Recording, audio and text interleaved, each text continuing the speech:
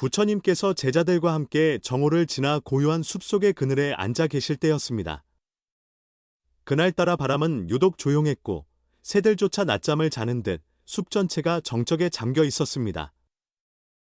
그때 제자 중 한 사람이 무겁게 입을 열었습니다. 부처님, 제가 얼마 전 마을에서 예전에 저를 괴롭히던 사람을 우연히 마주쳤습니다.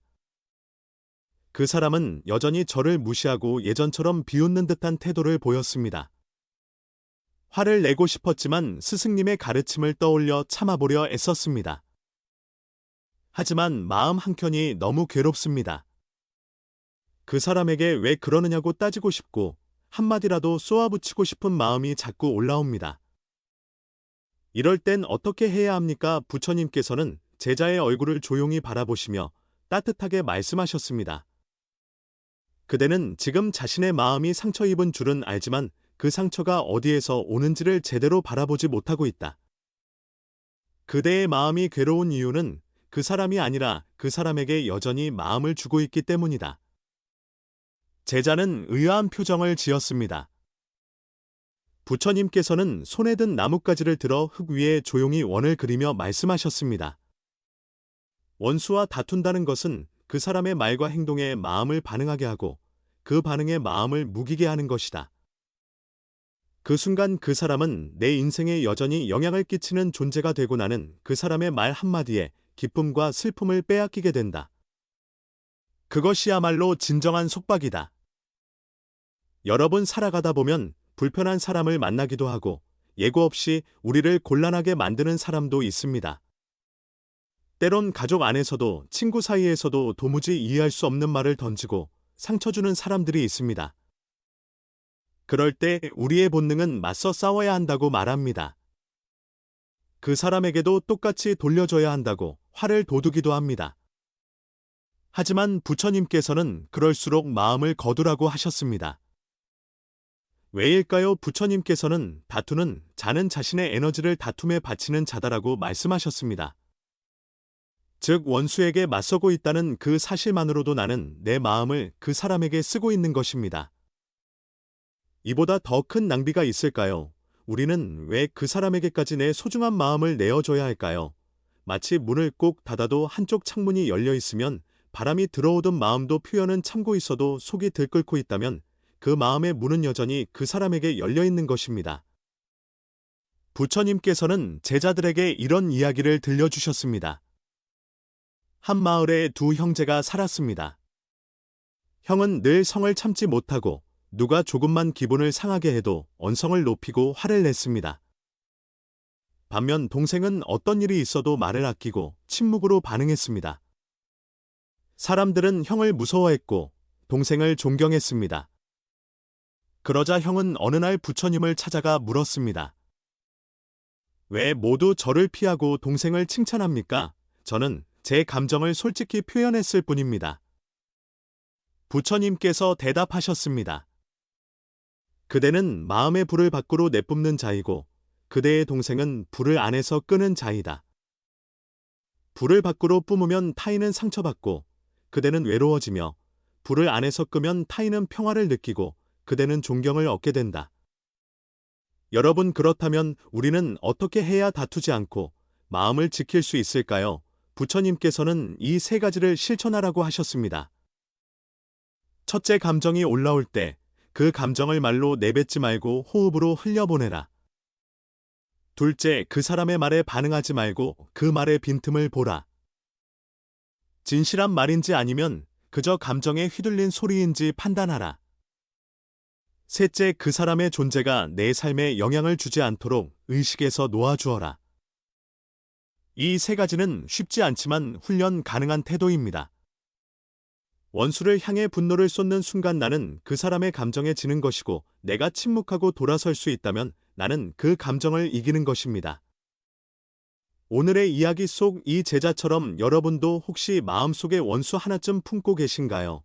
그 사람의 말과 행동에 여전히 마음이 쓰이고 그를 떠올릴 때마다 분이 치미는 일이 있으신가요? 그렇다면 오늘부터 마음속에 이 문장을 새겨보시길 바랍니다. 그 사람은 내 마음에 들릴 이유가 없다. 이 한 문장을 반복해서 스스로에게 말해주는 것, 그것이 바로 원수를 이기는 가장 조용하고도 강력한 방법입니다. 다음 이야기에서는 다툼 없이 원수를 넘기는 부처님의 두 번째 지혜 무시가 아니라 초월로서 외면하는 힘에 대해 함께 나누어 보겠습니다. 부처님께서 어느 날 길을 걷다 작은 연못가에서 물을 뜨고 있는 한 여인을 보셨습니다. 그 여인의 이름은 수다였습니다. 그녀는 물을 뜨는 두레박을 손에 쥔 채 한참을 망설이고 있었습니다. 부처님께서 다가가 물으셨습니다. 수다야, 왜 물을 뜨지 않느냐? 수다는 조용히 고개를 들어 말했습니다. 부처님, 저 연못 안에 제게 모욕을 준 여인이 함께 있습니다.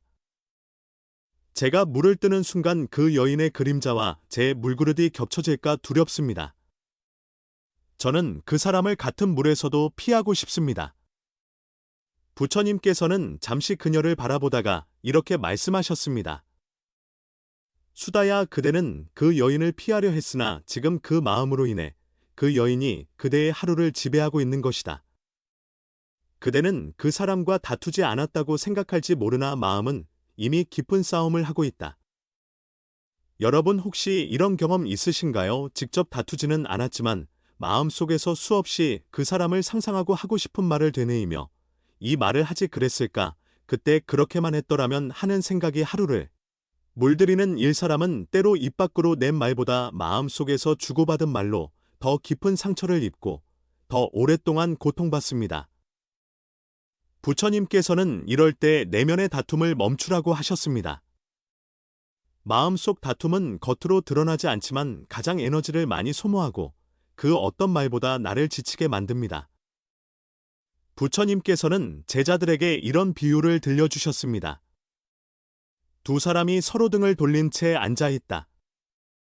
그중 한 사람이 계속해서 상대를 마음속으로 미워하고 있다면 둘 중 누가 더 무거운 짐을 쥐고 있는가 말을 하지 않았다고 싸우지 않은 것이 아니다. 마음의 가시를 품은 자가 스스로 상처 입는 것이다. 여러분, 때로는 침묵이 다툼을 멈추는 방법이지만 그 침묵이 마음속쯤으로 가득 차 있다면 그건 다툼의 다른 얼굴일 뿐입니다. 진정한 다투지 않음은 무시하는 것도 그저 참는 것도 아닙니다. 그것은 의식에서 지우는 것입니다. 이때 필요한 것은 바로 초월의 시선입니다. 이 초월이란 그 사람의 말이나 행동에 나의 가치와 기분을 연결짓지 않는 것입니다. 예를 들어 누군가가 여러분을 험담하거나 비웃었다고 해봅시다. 그때 그 말에 반응하지 않고 마치 지나가는 바람처럼 흘려보낼 수 있다면 그 사람은 더 이상 여러분을 흔들 수 없습니다. 왜냐하면 그 순간부터 여러분은 그 사람의 감정 밖에 있기 때문입니다. 부처님께서는 한 번은 한 외도 수행자가 찾아와 거칠고 무례한 말로 부처님을 조롱하려 했습니다. 하지만 부처님께서는 차분하게 말씀하셨습니다. 그대가 누군가에게 선물을 주었는데 그 사람이 그것을 받지 않는다면 그 선물은 누구의 것이 되겠는가? 외도 수행자가 대답했습니다. 그것은 당연히 준 사람의 것이 되겠지요. 부처님께서는 고개를 끄덕이며 말했습니다. 그러하다 지금 그대가 내게 던진 말은 내가 받지 않기에 그 말의 주인은 여전히 그대다. 여러분, 이보다 더 지혜로운 다툼의 해법이 있을까요? 우리는 너무 자주 상대의 말 한마디에 마음을 쓰고 그 말의 무게를 내 마음 안으로 옮겨 담습니다.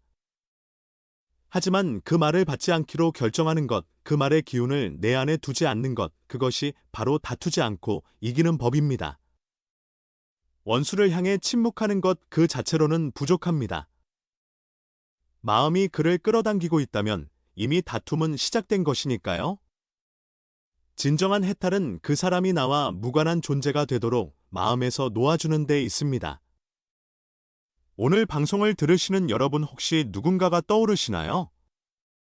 그 사람의 말과 태도 때문에 마음속에서 수없이 다투고 상처받았던 기억이 있으신가요? 이제는 그 마음속의 전쟁을 멈춰 보셔야 할 때입니다. 침묵이 아닌 초월, 무시가 아닌 무관심, 무관심이 아닌 무의식, 속자유, 이것이 바로 다투지 않고 이기는 부처님의 두 번째 지혜입니다.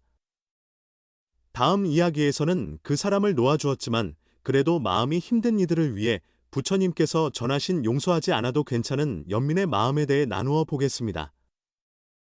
부처님께서 어느 날 새벽 제자들과 함께 안개 낀 숲길을 걷고 계셨습니다. 그 길은 오래된 나무가 우거져 걷는 이의 발소리조차 부드럽게 덮어주는 길이었습니다. 제자 사리푸타가 조용히 물었습니다. 부처님, 만약 제가 원수를 용서하지 못한 채 마음을 놓지 못하고 살아간다면 그건 잘못된 것입니까? 용서할 수 없는 감정조차 잘못된 것이라면 저는 점점 더 괴로워질 것 같습니다. 부처님께서는 발걸음을 멈추고 사리푸타를 바라보셨습니다. 사리푸타야, 용서는 해도 되고 안 해도 되는 것이 아니다. 하지만 그것은 그 사람을 위한 것이 아니라 자신을 위한 길임을 잊지 말아야 한다. 용서를 억지로 하려 하거나 억지로 미워하지 않으려 하면 그 마음은 더 깊은 어둠 속으로 빠지게 된다. 그러니 먼저 그대 자신을 연민하거라. 그대가 얼마나 아팠는지를 인정하는 것부터 시작하거라. 여러분은 혹시 이런 생각을 해본 적 있으신가요? 그 사람은 절대 용서할 수 없다. 그 사람 때문에 내 인생이 망가졌다. 그 상처는 아직도 생생하다. 그런 마음이 올라올 때마다 우리는 죄책감과 분노 사이에서 흔들립니다. 이 정도로 미워하는 나는 나쁜 사람일까? 이 감정도 내려놓아야 하나? 그 스스로에 대한 비난이 또 다른 고통을 만들어냅니다. 그러나 부처님께서는 용서하지 않아도 괜찮다고 하셨습니다. 단 그 미움에 스스로를 가두지 말라고 하셨습니다.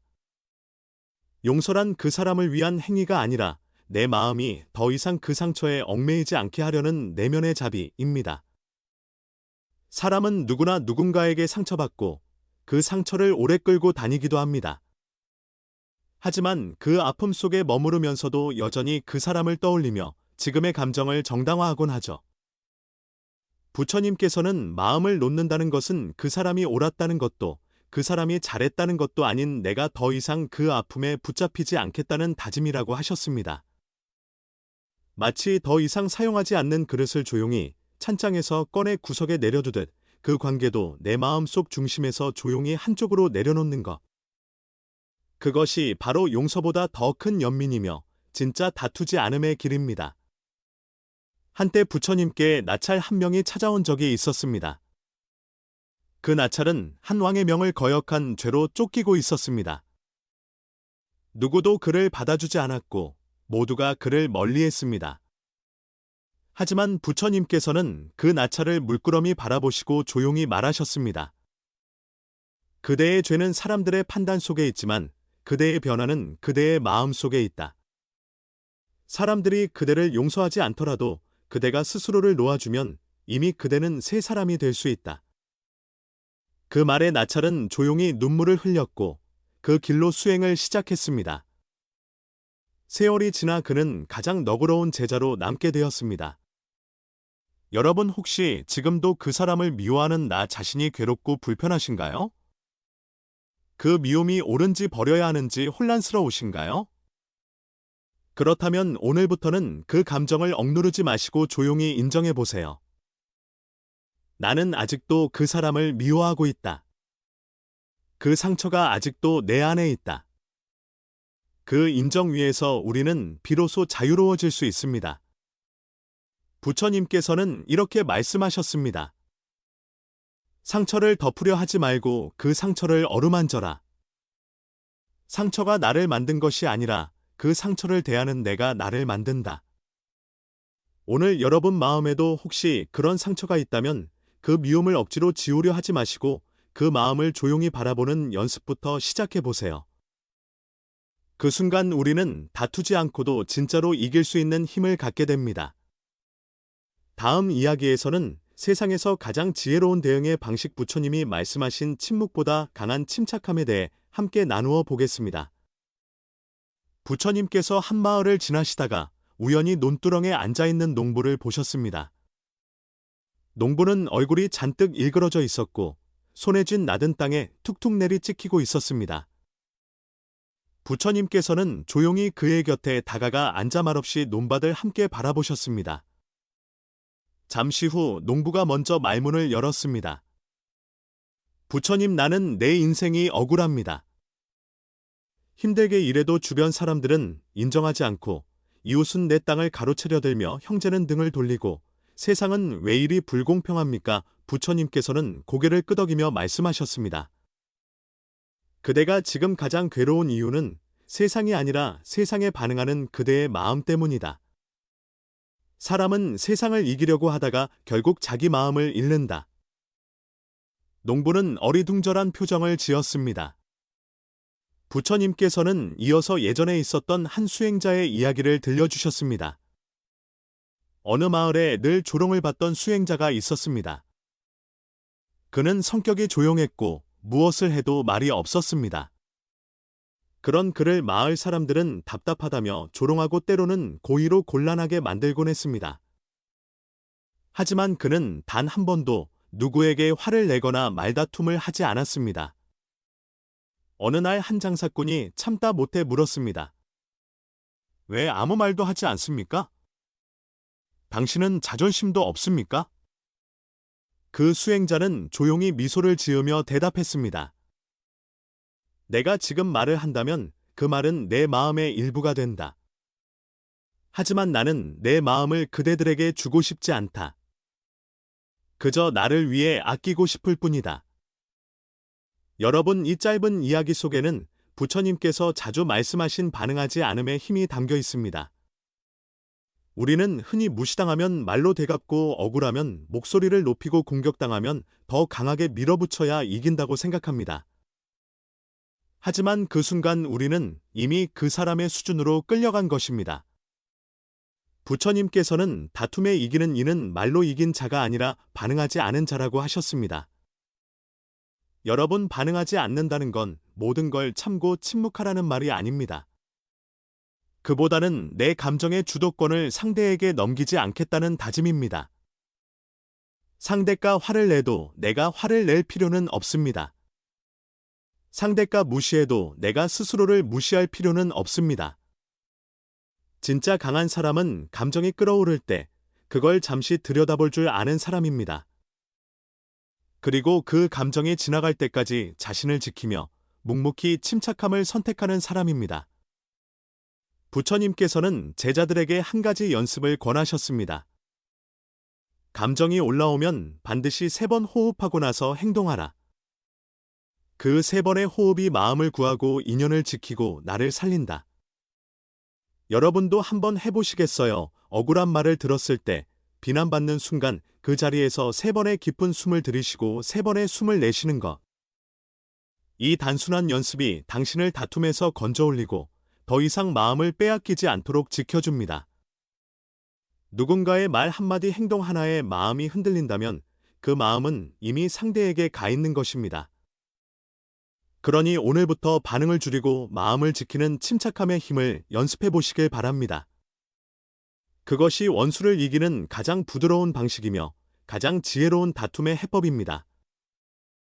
다음 이야기에서는 그렇다면 나를 계속 괴롭히는 사람에 대해 어떻게 행동해야 하는지를 부처님의 자비와 실천 지혜를 통해 함께 나눠보겠습니다. 부처님께서 어느 날 저녁 제자들과 함께 작은 연못가에 앉아 계셨습니다. 바람이 스치듯 지나가며 물결을 일렁이게 했고 그 흔들리는 물 위로 달빛이 부서져 반짝였습니다. 그 자리에서 한 제자가 조용히 입을 열었습니다. 부처님, 제가 참아도 계속해서 저를 괴롭히는 사람이 있습니다. 어떤 말로도 통하지 않고 어떤 행동에도 반성하지 않습니다. 그럴 땐 어떻게 해야 합니까? 지켜보는 것만이 올바른 선택입니까? 부처님께서는 달을 가만히 바라보시며 이렇게 말씀하셨습니다. 달빛은 아무리 더러운 물 위에 내려앉아도 자신을 더럽히지 않는다. 그대도 그렇게 살아야 한다.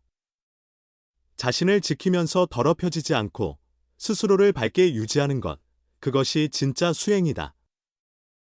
여러분 삶에는 이런 사람들이 있습니다. 아무리 좋게 말해도 듣지 않고 지속적으로 모욕하고 상대의 인내를 시험하는 이들. 그들이 굳이 원수는 아닐지라도 내 삶의 평화를 끊임없이 흔들어 놓는 존재들입니다. 부처님께서는 이런 이들을 향해 자비는 가까운 곳에서 끝나야 한다고 말씀하셨습니다. 즉, 모든 이에게 무한히 베풀어야 한다는 것이 아니라 자비를 실천하되 자기 자신을 해치면서까지 그 관계를 끌고 가지는 말라는 뜻입니다.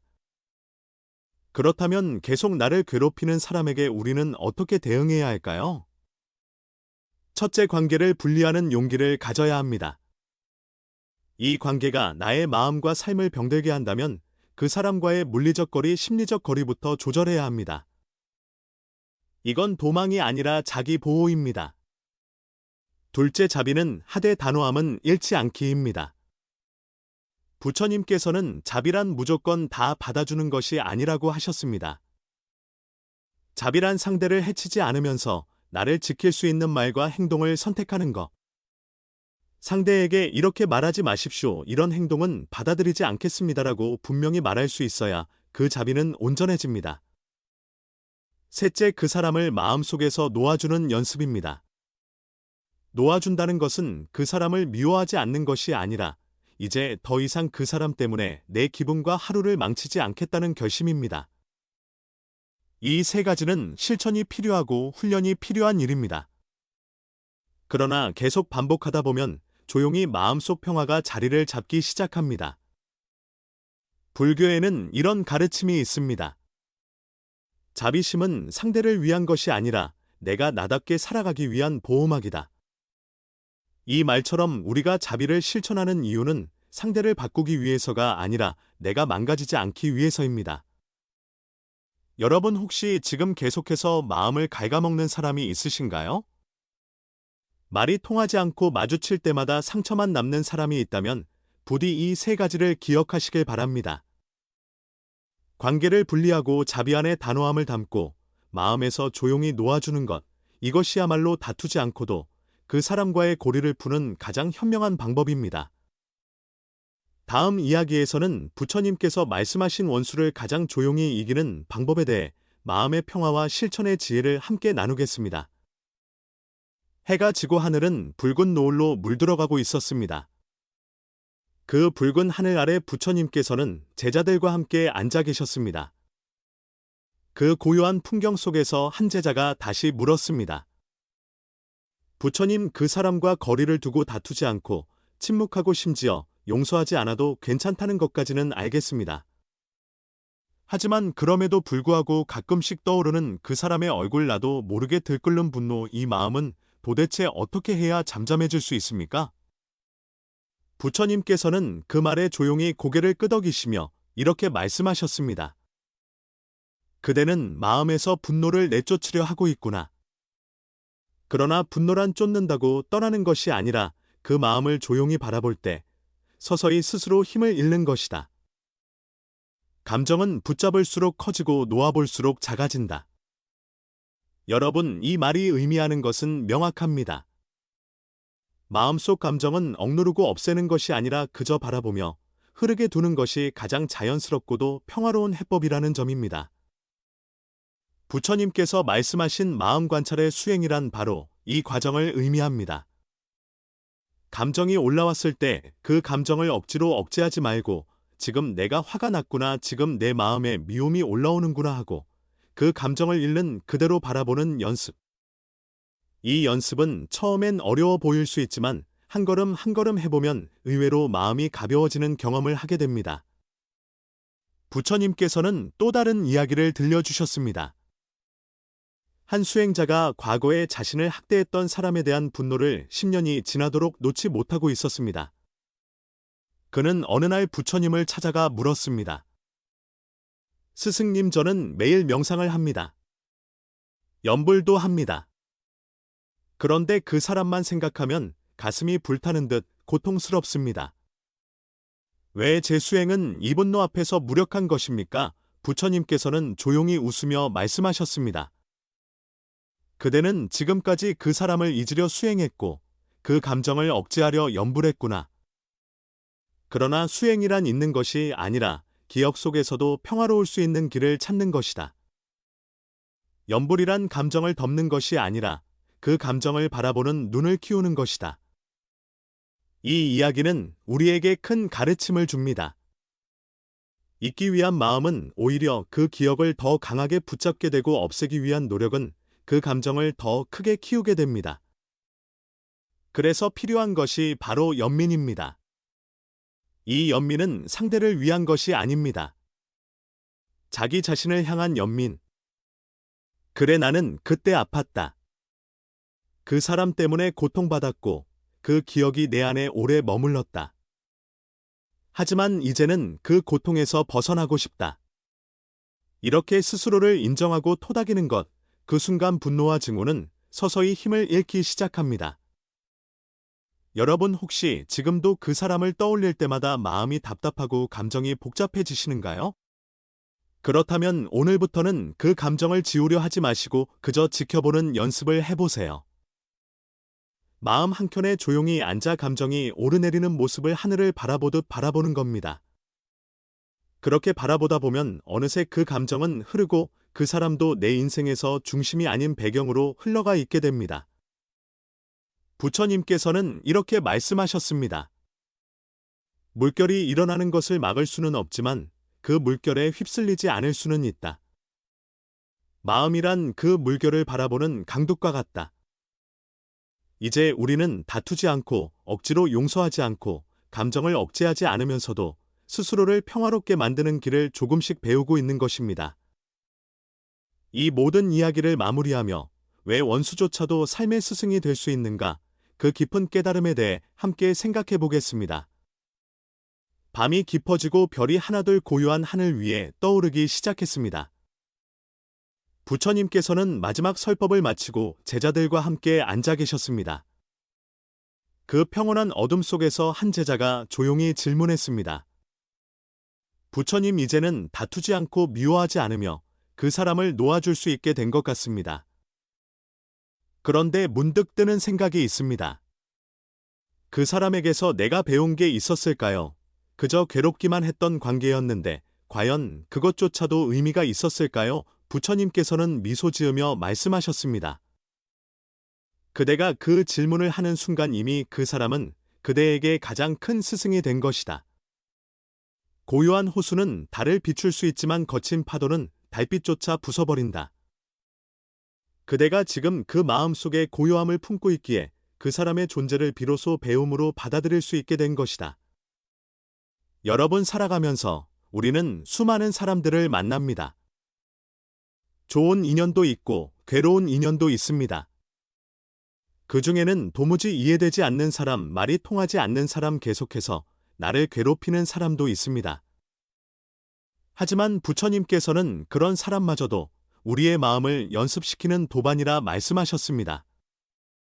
마치 단단한 돌을 계속 갈아서 맑은 구슬을 만들어내듯 그 원수 같은 존재조차 내 마음을 더 맑게 만들고 더 단단하게 만들어주는 인연이라는 뜻입니다.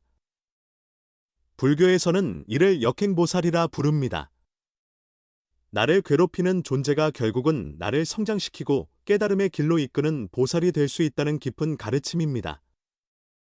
그렇다면 그 사람이 없었다면 나는 지금 이만큼 자비로워질 수 있었을까요? 내 마음을 다스리는 연습을 이만큼 깊이 할 수 있었을까요? 그 사람이 있었기에 내 인내심은 더 넓어졌고, 그 사람이 있었기에 나는 내 마음을 돌아보게 되었고, 결국은 그 사람이 있었기에 나는 평화라는 더 큰 길을 발견할 수 있었습니다. 이것이야말로 다투지 않고 미워하지 않으며 마침내 자유로워지는 가장 높은 경지입니다. 여러분, 원수는 반드시 멀리 있는 것이 아닙니다. 가까운 가족일 수도 있고, 오랜 친구일 수도 있고, 직장 동료 혹은 지나가는 인연일 수도 있습니다. 그러나 그 사람에게 우리가 더 이상 마음을 빼앗기지 않고 더 이상 그 말과 행동에 흔들리지 않게 되었다면 그 사람은 이제 원수가 아닌 과거의 그림자일 뿐입니다. 이 방송을 들으시며 혹시 마음속에서 떠올랐던 얼굴이 있으셨나요? 그 얼굴을 미워하는 마음이 아직 남아 있으신가요? 혹은 그 기억을 떠올리기만 해도 가슴 한켠이 저릿해지셨나요?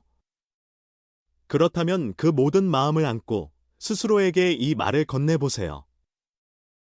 고마워. 당신 덕분에 나는 더 단단해졌어. 이 말은 상대에게 들려주는 말이 아니라 나 자신에게 건네는 축복입니다. 미움으로 얼룩졌던 인연을 조용히 보내주며 그동안의 마음을 위로해주는 자비의 고백입니다. 부처님께서는 마지막으로 이렇게 말씀하셨습니다. 원수를 이기는 가장 높은 방법은 그를 놓아주고 그대는 자신의 평화 안에 머무는 것이다. 이제 우리는 그 평화의 길을 조용히 걷기 시작하는 것입니다. 오늘 방송이 여러분 마음속 무거운 짐을 조금이라도 내려놓는데 도움이 되었기를 바랍니다. 혹시 이 이야기 속에서 위로를 받으셨다면 댓글로 여러분의 감정을 나눠주세요. 그 나눔이 다른 이에게도 큰 울림이 됩니다. 좋아요와 구독은 또 다른 인연들에게 이 조용한 자비의 메시지를 전하는 따뜻한 등불이 됩니다. 오늘도 마음을 지키느라 애쓴 여러분 참 고맙습니다. 마음의 평온이었습니다.